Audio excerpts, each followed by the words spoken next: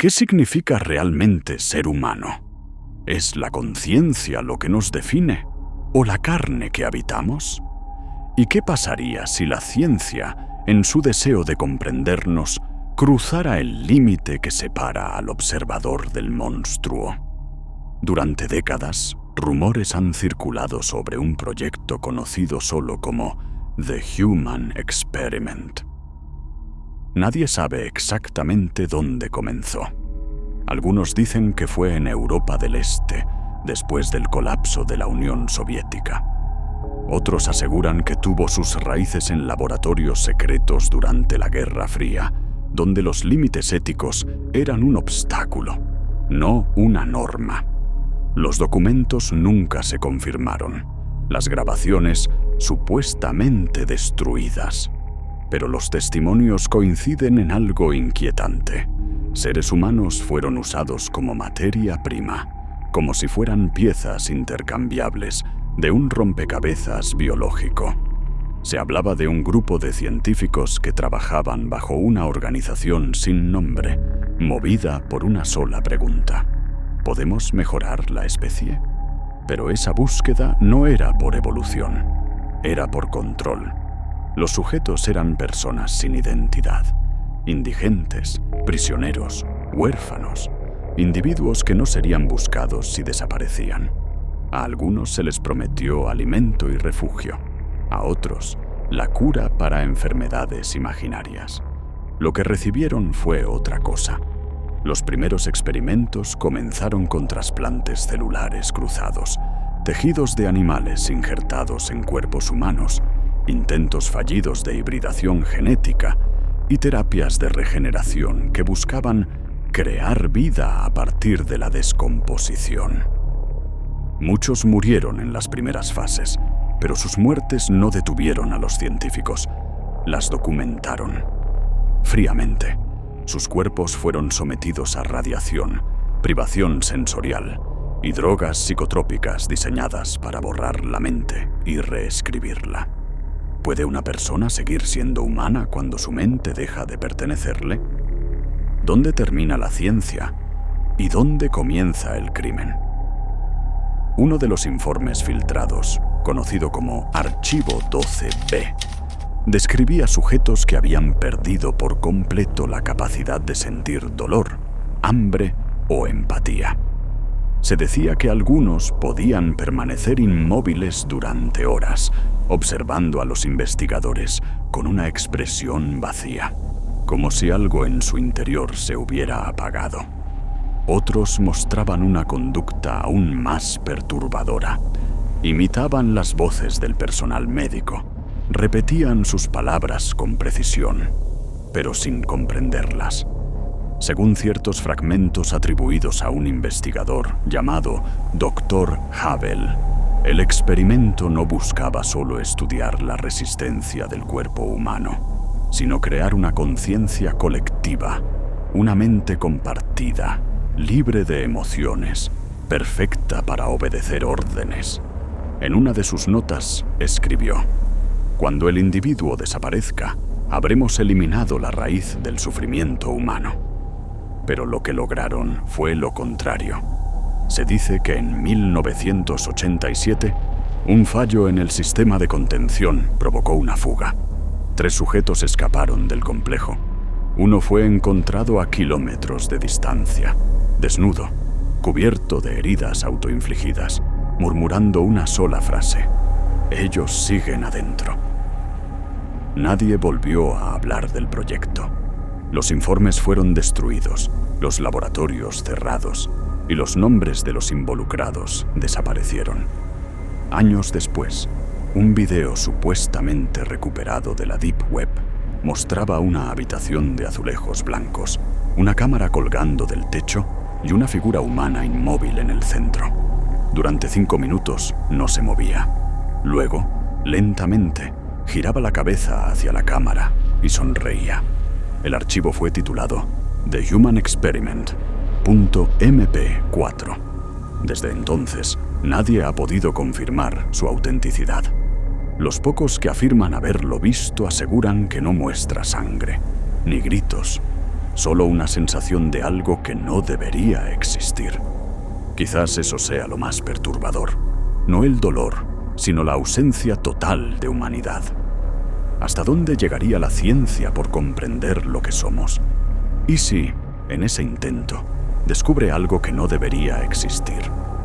Tal vez, en algún laboratorio olvidado bajo tierra, todavía quede un eco de esas voces, una respiración que no pertenece del todo al mundo de los vivos.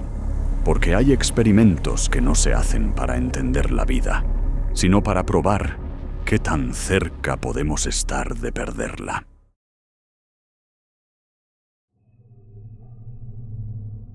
Durante la Segunda Guerra Mundial, mientras el mundo centraba su atención en los campos de batalla europeos, en el lejano Oriente se gestaba uno de los capítulos más oscuros de la historia humana.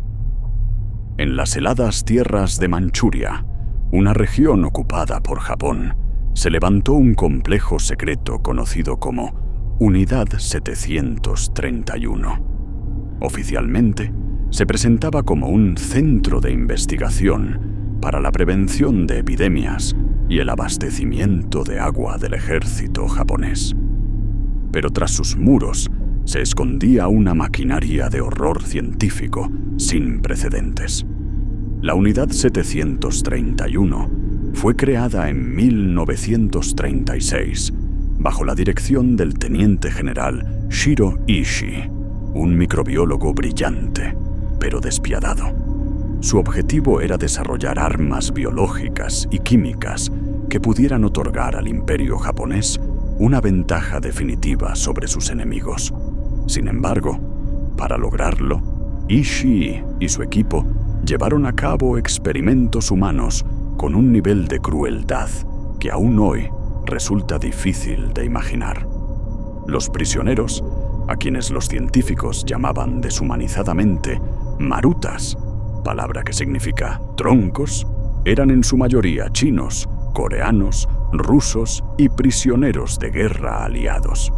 A ellos se les sometía a pruebas biológicas de todo tipo. Se les infectaba deliberadamente con peste bubónica, cólera, ántrax y tifus, para observar el avance de las enfermedades sin tratamiento alguno. Otros eran sometidos a vivisecciones, es decir, disecciones en vida, sin anestesia, con el propósito de estudiar el funcionamiento de los órganos humanos antes de que la muerte los alterara. Pero la crueldad no terminaba allí. En los laboratorios de la Unidad 731 también se realizaban experimentos con armas. Se ataba a los prisioneros frente a explosiones de granadas, lanzallamas o bombas biológicas para medir su efectividad. Otros eran expuestos a temperaturas extremas, congelándoles las extremidades hasta que el hielo las destruía. Todo para estudiar los efectos de la gangrena y la hipotermia. Incluso se probaban inyecciones con aire, agua de mar o sangre de otros tipos, con el fin de determinar cómo y cuándo ocurría la muerte. Ishii logró crear bombas que dispersaban pulgas infectadas con peste y bacterias que contaminaban fuentes de agua, provocando epidemias enteras en zonas rurales.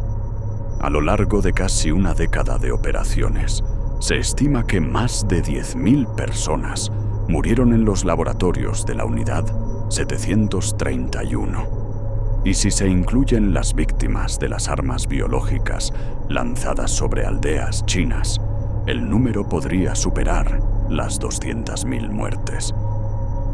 Cuando la guerra terminó en 1945, los responsables destruyeron parte del complejo y asesinaron a muchos prisioneros para borrar las pruebas. Sin embargo, Estados Unidos descubrió la magnitud de los experimentos y, en lugar de llevar a Ishii y su equipo a juicio, les ofreció inmunidad a cambio de sus datos científicos. De esa forma, muchos de los implicados nunca fueron castigados y regresaron a la vida civil, algunos incluso con altos cargos en el Japón de posguerra.